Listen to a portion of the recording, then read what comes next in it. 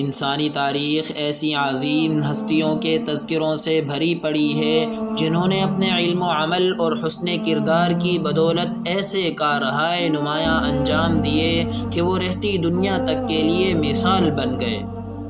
انہی تاریخ ساز شخصیتوں میں سے ایک سراج السالکین، عمدۃ العارفین، بقیۃ السلف، شیخ ثالث حضرت مولانا میاں سراج احمد دین پوری رحمۃ اللہ علیہ بھی ہیں۔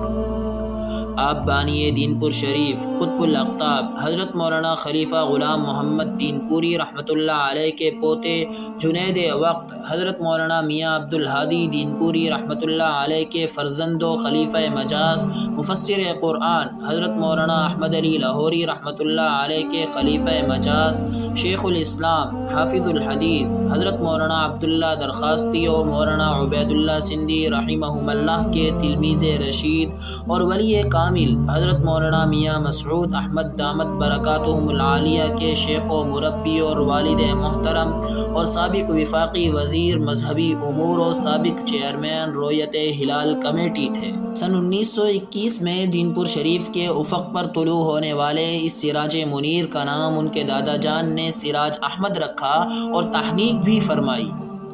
آپ نے ابتدائی تعلیم خانقاہ دین پور شریف میں اپنے والد محترم کی زیر سرپرستی حاصل کی، پھر بستی درخواست میں مولانا عبداللہ درخواستی رحمۃ اللہ علیہ سے اور زہر پیر کے قریب مسن آباد میں شیخ الحدیث حضرت مولانا غلام صدیق حاجی پوری اور مولانا عبد الغفور حاجی پوری رحمہم اللہ سے، اور ڈیرہ غازی خان کی مسجد پیارے والا میں مولانا عبد الواحد رحمۃ اللہ علیہ سے درس نظامی کی تعلیم حاصل کی، اور تفسیر امام المفسرین حضرت مولانا احمد علی لاہوری رحمۃ اللہ علیہ سے پڑھی۔ آپ نے روحانی فیض اور خلافت اپنے والد محترم اور حضرت لاہوری رحمہم اللہ سے حاصل کیے اور 27 سال حضرت لاہوری رحمۃ اللہ علیہ کی خدمت میں رہے۔ بعد میں آپ کا معمول ہوتا تھا کہ ہر سال شعبان اور رمضان المبارک حضرت کی خدمت میں گزارتے اور تقریباً 40 سال تک حضرت سے مسلسل رابطے میں رہے۔ حضرت لاہوری رحمۃ اللہ علیہ چونکہ خود بانی دین پور شریف رحمۃ اللہ علیہ کے خلیفہ مجاز تھے، اسی نسبت کی وجہ سے آپ کے ساتھ بے حد محبت و شفقت فرماتے تھے۔ حضرت مولانا عبید اللہ سندھی رحمۃ اللہ علیہ جب جلا وطنی کے بعد وطن واپس تشریف لائے تو آپ نے ان کی شاگردی اختیار کی اور ان سے فلسفہ شاہ ولی اللہ پڑھا اور ان کے حکم سے انگریزی تعلیم میں بھی دسترس حاصل کی۔ آپ نے حضرت سندھی رحمۃ اللہ علیہ کے ساتھ کئی اسفار کیے اور حضرت کی وفات تک دین پور شریف میں حضرت کے ساتھ رہے، اور آپ حضرت سندھی رحمۃ اللہ علیہ کے آخری شاگردوں میں سے تھے۔ حضرت سراج السالکین مولانا میاں سراج احمد کی پیدائش کے بعد تاج الاولیاء حضرت مولانا تاج محمود امروٹی رحمۃ اللہ علیہ 8 سال تک اور حضرت خلیفہ غلام محمد دین پوری رحمۃ اللہ علیہ تقریباً 15 سال تک حیات رہے۔ آپ کو ان دونوں بزرگوں کی بھی خصوصی توجہ حاصل رہی، غرض آپ ان تمام مشائخ کے نور نظر تھے اور ان کی طویل صحبتوں میں رہ کر خوب کسب فیض کیا اور جی بھر کر معرفت الہی کے جام پیتے رہے۔ آپ کو اپنے اکابرین سے بے انتہا عقیدت و محبت تھی، چنانچہ جب بھی اکابر کا تذکرہ کرتے تو آنکھیں بھر آتی تھیں اور سکتے کی کیفیت میں آ جاتے تھے۔ آپ کا نکاح 1935 میں حضرت بانی دین پور شریف کے وصال سے 6 ماہ قبل خود بانی دین پور شریف رحمۃ اللہ علیہ نے پڑھایا، اور 1938 میں آپ کے ہاں پہلے صاحبزادے حضرت مولانا میاں مسعود احمد دامت برکاتہم العالیہ کی ولادت ہوئی۔ آپ نے 1940 میں جمعیت الانصار اور حزب اللہ کے پلیٹ فارم سے اپنی سیاسی زندگی کا آغاز کیا اور قیام پاکستان کے بعد سے جمعیت العلماء اسلام کے ساتھ وابستہ رہے اور ایک وقت میں جمعیت علماء اسلام کے امیر مرکزیہ بھی رہے۔ آپ نے 1977 میں قومی اتحاد کے پلیٹ فارم سے نیشنل اسمبلی کا الیکشن بھی لڑا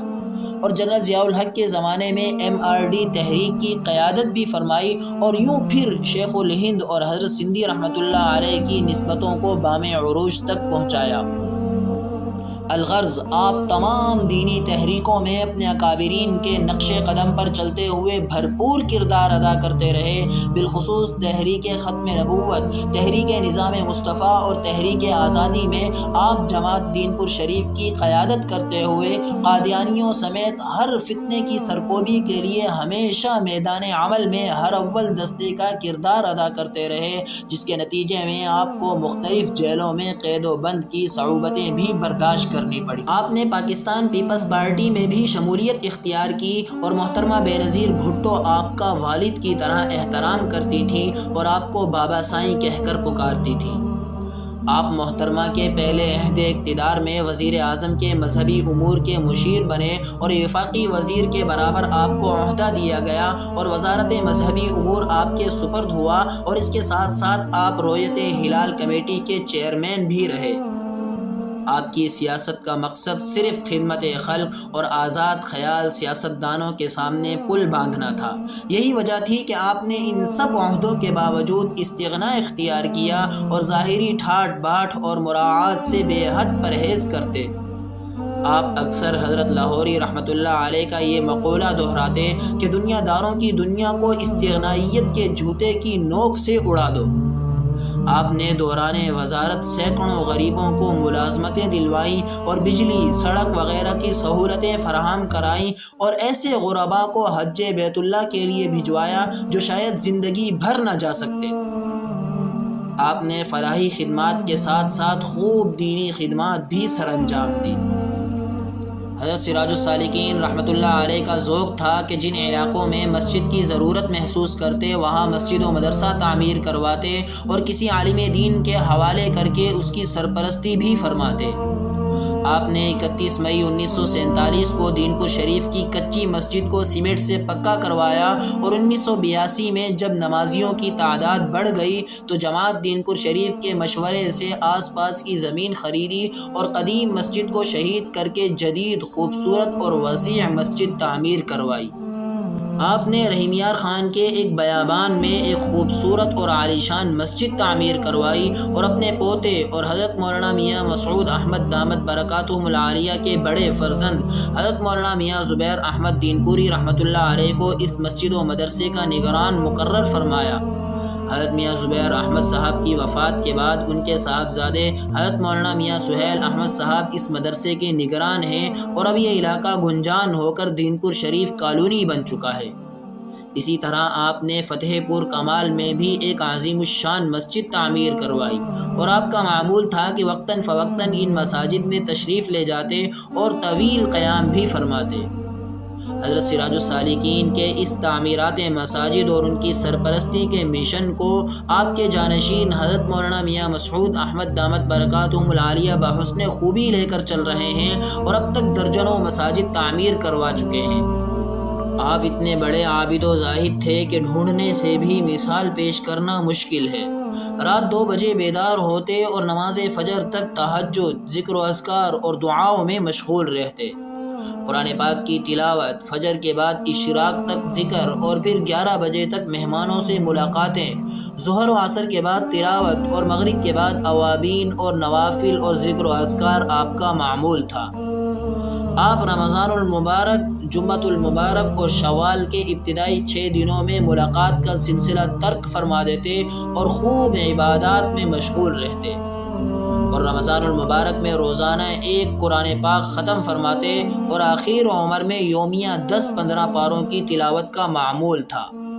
چاہے الیکشن ہو یا سیاسی مصروفیت، دینی یا فلاحی خدمت ہو یا دن رات مسلسل سفر، آپ نے اپنی زندگی کے 70 سال تک ان معمولات کا کبھی بھی ناغہ نہیں فرمایا۔ ان سب معمولات کے باوجود جب قبر و برزخ اور آخرت کا تذکرہ فرماتے تو خشیت الہی سے بار بار فرماتے، اے اللہ میں بہت گنہگار ہوں، قیامت کے دن مجھے میرے مشائخ اور علماء کے سامنے شرمندہ کر کے نہ اٹھانا۔ اور پھر یہ فرماتے کہ کیا ہماری نمازیں اور کیا ہماری عبادات، بس اللہ راضی ہو جائے، اس کی صمدیت اور بے نیازی سے ڈر لگتا ہے۔ اور پھر شیخ سعدی رحمۃ اللہ علیہ کا یہ شعر پڑھتے، من نہ گویم کہ طاقتم باپذیر، قلم عفو بر گناہم کش، جس کا معنی ہے کہ میں یہ نہیں کہتا کہ میری عبادت کو قبول فرما، بلکہ میں یہ درخواست کرتا ہوں کہ میرے گناہوں پر معافی کا قلم پھیر دے۔ اور اپنی مجلس میں نبی کریم صلی اللہ علیہ وآلہ وسلم کا تذکرہ فرماتے تو عشق و محبت میں ڈوب جاتے اور بار بار فرماتے، میرے آقا نے یوں فرمایا، میرے حضور نے یوں فرمایا۔ آیات قرآنیہ، احادیث نبویہ، تذکرہ اہل بیت و صحابہ کرام سنتے یا فرماتے تو آنکھوں سے آنسو جاری ہو جاتے اور گریہ طاری ہوتا۔ آپ اپنے مریدین اور متعلقین کو سنت نبوی پر چلنے کی تلقین فرماتے، بچوں اور بچیوں کے غلط نام تبدیل کر کے صحابہ و صحابیات رضوان اللہ علیہم اجمعین کے نام پر رکھنے کی تلقین فرماتے اور غیر شرعی لباس پہنانے سے منع فرماتے، مردوں کو داڑھی رکھنے اور عورتوں کو شرعی پردے کی ترغیب دیتے اور شرک و بدعات اور رسومات سے منع فرماتے۔